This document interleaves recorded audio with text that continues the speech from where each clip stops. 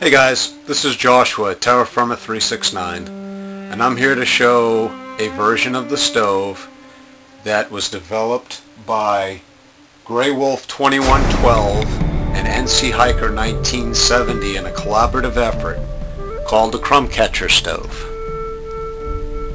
I made mine in very similar fashion to the way NC Hiker 1970 made his. It is I used V8 juice cans. You can use any of the 5.5 ounce cans. I'll let you refer to his video as far as setup, design, and assembly.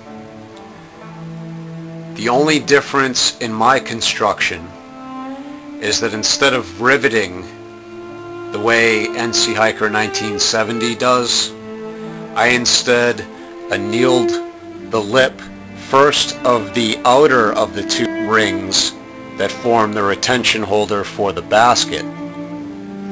That way I could curl it over the top of the inner ring. And then I annealed this lip of the bottom section so that it could wrap over. On the inside is the absolute slightest bead of JB Weld, just on the inside of the fuel canister. I couldn't find the exact same pliers holder used for pegboards, so I had to make do with what I had. Got these at Lowe's, par multi-pack. Now the advantage of this stove is that it can handle many different pots. We'll start with a standard Heineken pot. Perfect. We'll move on to a 12 ounce mini Heineken.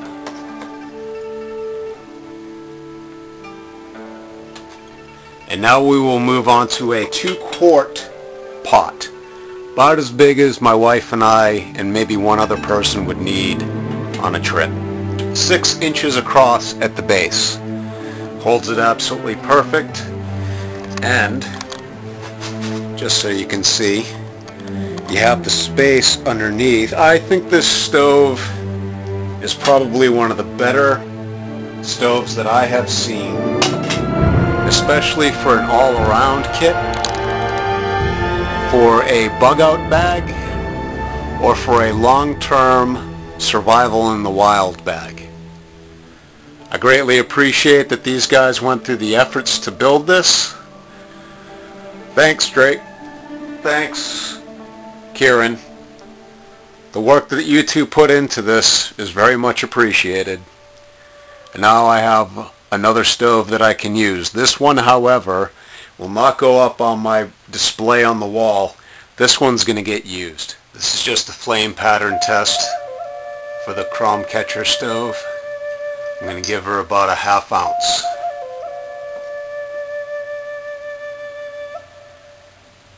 Denatured alcohol.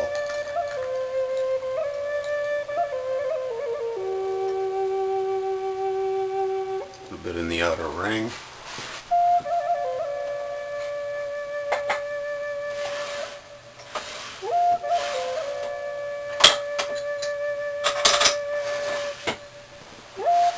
One of these so the wife doesn't kill me for setting something on fire.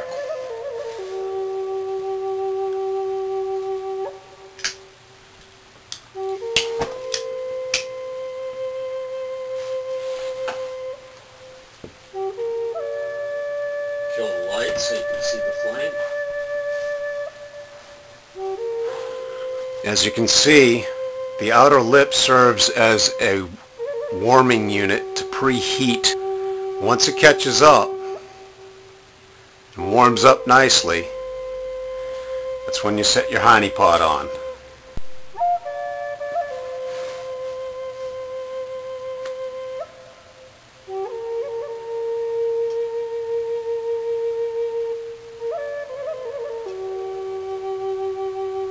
I have found that it is best to wait until the flame is nicely established before you put a honey pot or a mini honey pot directly on top. But once fully established, you can set it right on top. And as you could see, at least I hope you could see in that the flame spread out to cover just the bottom of the honey pot,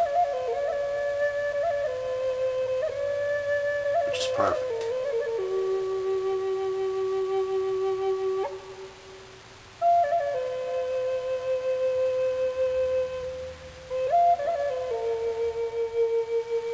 Well, I hope you enjoyed it. Thank you NC Hiker 1970 and Grey Wolf 2112 for designing and creating this stove. Peace.